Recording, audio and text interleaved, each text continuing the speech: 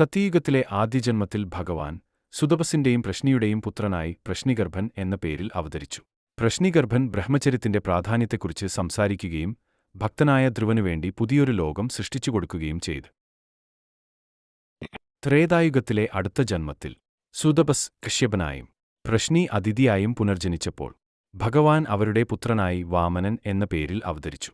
പിന്നീട് ദ്വാപരയുഗത്തിലെ അവസാന ജന്മത്തിൽ സുതപസ് വസുദേവരായും പ്രശ്നി ദേവകിയായും പുനർജനിച്ചു. അങ്ങനെ വാസുദേവർക്കും ദേവകിക്കും ഭഗവാൻ വീണ്ടും അവരുടെ എട്ടാമത്തെ പുത്രനായി കൃഷ്ണൻ എന്ന പേരിൽ അവതരിച്ചു. ഈ 3 ജന്മങ്ങളിലും അവർക്ക് ഭഗവദ്നിർമ്മിതമായ ഭഗവത് വിഗ്രഹം പൂജിക്കാനുള്ള ഭാഗ്യമുണ്ടായി. മാതാപിതാക്കൾ നിത്യപൂജ ചെയ്തു വന്നിരുന്ന വിഗ്രഹം അവരുടെ കാലശേഷം ശ്രീകൃഷ്ണ ഭഗവാന്റെ കയ്യിൽ തന്നെയെത്തി. തന്റെ പുതിയ വാസസ്ഥാനമായ ദ്വാരകയിലേക്ക് വിഗ്രഹം കൊണ്ടുപോയ ഭഗവാൻ അവിടെ ഒരു ക്ഷേത്രം പണിയുകയും വിഗ്രഹം അവിടെ പ്രതിഷ്ഠിക്കുകയും ചെയ്തു.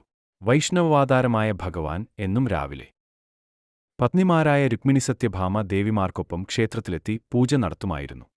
ഒടുവിൽ ദ്വാപരയുഗത്തിന്റെ അവസാനമായി ഭഗവാൻ തന്റെ യഥാർത്ഥ വാസസ്ഥാനമായി വൈകുണ്ഠത്തിലേക്ക് മടങ്ങാനുള്ള സമയമായി. വൈകുണ്ഠാരോഹണത്തിന് തൊട്ടുമുമ്പ് തന്റെ സുഹൃത്തും ശിഷ്യനും ഭക്തനുമായ ഉദ്ധവരെ ഭഗവാൻ വിളിച്ചുവരുത്തുകയും അദ്ദേഹത്തോട് ഇങ്ങനെ പറയുകയും ചെയ്തു: ഉദ്ധവരെ, ഇന്നേക്ക് 7-ാം നാൾ ദ്വാരക സമുദ്രത്തിനടിയിലാകും.